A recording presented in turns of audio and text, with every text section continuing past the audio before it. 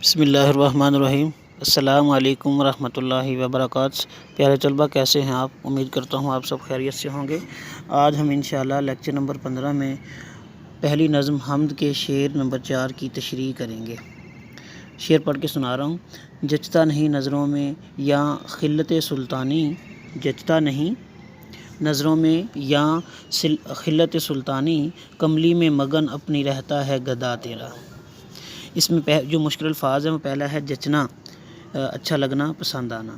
دوسرا ہے خلت سلطانی، بادشاہی لباس۔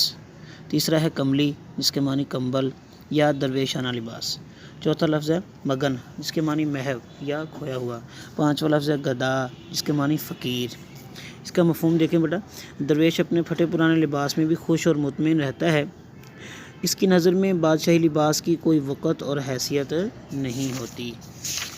اس کا حوالہ متن بیٹا آپ نے لکھنا ہے۔ نظم کا عنوان حمد، شاعر کا نام مولانا الطاف سنہالی، اور اس کے بعد آپ نے مشکل الفاظ کے معنی لکھنے ہیں، اس کے بعد مفہوم، ٹھیک ہے، اور مفہوم کے بعد تشریح۔ تو تشریح میں بیٹا زیر تشریح شعر میں الطاف سنہالی کہتے ہیں کہ جس شخص کو اس دنیا میں اللہ تعالیٰ کی محبت نصیب ہو جائے وہ کسی قوت اور طاقت کا محتاج نہیں رہتا، نہ ہی کسی بادشاہ کی شان و شوکت کی اس کی نظروں میں اہمیت ہوتی ہے، اور نہ ہی دنیاوی مال و دولت کی۔ بادشاہوں کی نگاہ میں ان کی بادشاہت بظاہر بڑی پرکشش ہوتی ہے، لیکن دلی اطمینان اور حقیقی سکون کی نعمت سے محروم ہوتے ہیں۔ ان کے مقابلے میں ایک درویش جسے اللہ تعالیٰ نے قناعت، صبر اور شکر جیسی دولت سے نوازا ہے، راتوں کو میٹھی نیند سوتا ہے اور حرص اور لالچ سے کنارہ کش ہو کر اللہ کے ذکر میں مشغول رہتا ہے۔ بقول اقبال، کہاں سے تو نے اے اقبال سیکھی ہے یہ درویشی، کہ چرچا بادشاہوں میں ہے تیری بے نیازی کا۔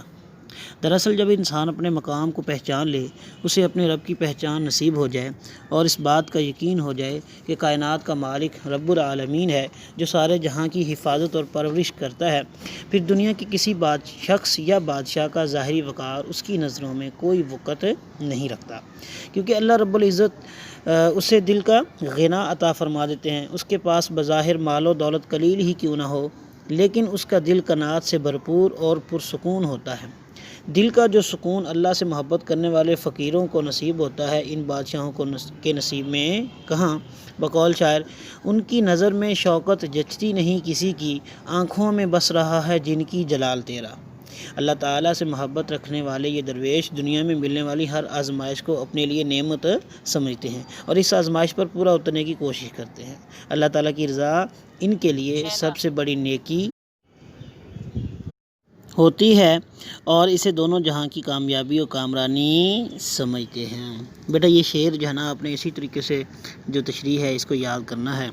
خوش رہیں، آباد رہیں، اللہ تعالیٰ آپ کا حامی و ناصر ہو۔ صبح و شام 10 مرتبہ درود شریف پڑھتے رہیں۔ السلام علیکم۔